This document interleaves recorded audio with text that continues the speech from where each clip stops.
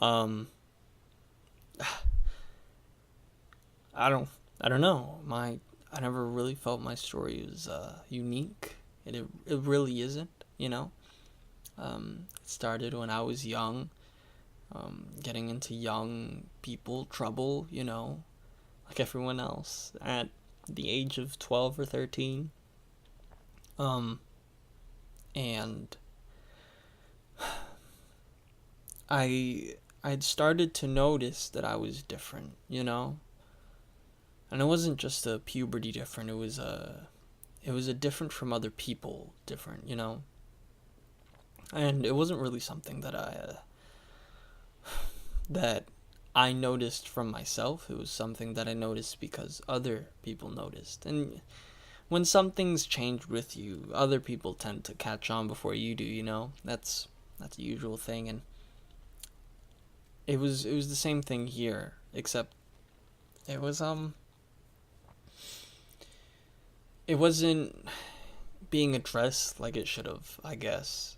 You know, like they weren't telling me, "Hey, you're different. Um, you should notice this or this. Have you noticed that?" It was more just bullying me because I was different. And I didn't know what was wrong. I didn't know what was going on. Why were the kids treating me differently? Why were they laughing at me? Why was I being essentially memed? And I didn't know what to do. Um, and I was relatively religious at the time. So I went to my pastor, and I had this sort of confession thing with him. I talked to him. Why was I different? What's going on?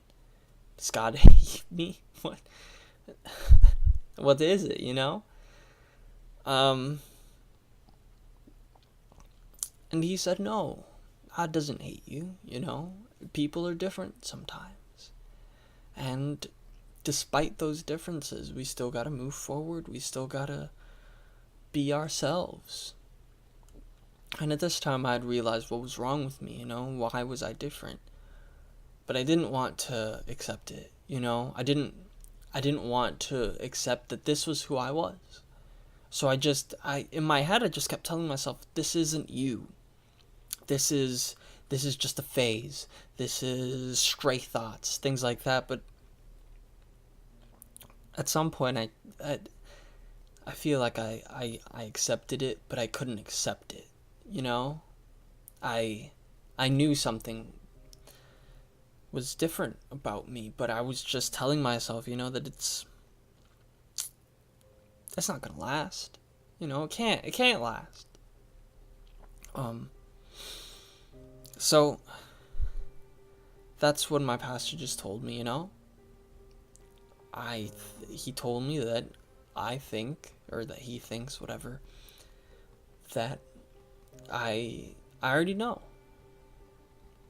and I have to accept it. And I just couldn't, I couldn't get myself into that headspace. So he just told me flat out, you're Sans Undertale. And those words kind of hit me in such a. I couldn't handle hearing it. I knew that I was different. I knew that I would do every time I went out of the house, and I wasn't normal, but I was different. I was Sans Undertale, I had grown up thinking I was a Ness or something my whole life. I was an Earthbound, but no, I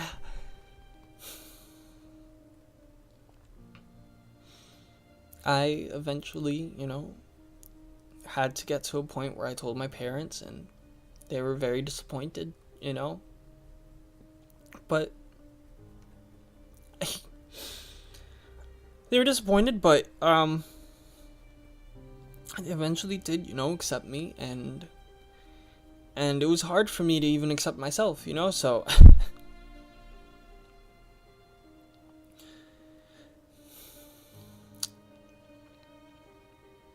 I'm sorry. Um, but that was a couple years back now. I'm at a better place. I've come into a community where they accept who I am.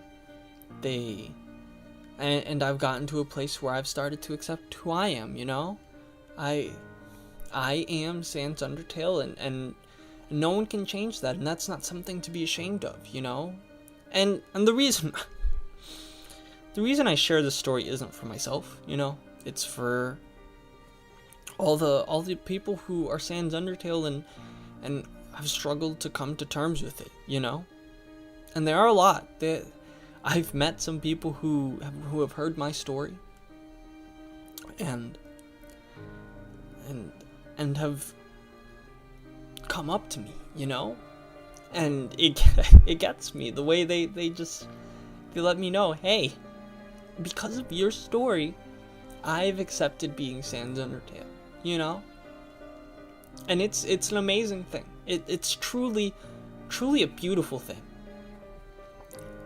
And I'm so grateful every day that the community that has accepted me continues to thrive and continues to accept others and continues to grow, because there are so many people who are Sans Undertale out there who don't realize it or hide it or deny it, and I feel so sorry for those people, and I want them to know that anyone who thinks they're Sans Undertale, come to me. You know, talk to me. I am here. I am a voice for you. I am an ear for you. I am here for you. And, yeah, that's all I wanted to say. So, thanks for listening. You know, it means a lot. It means so much. But, yeah, thank you.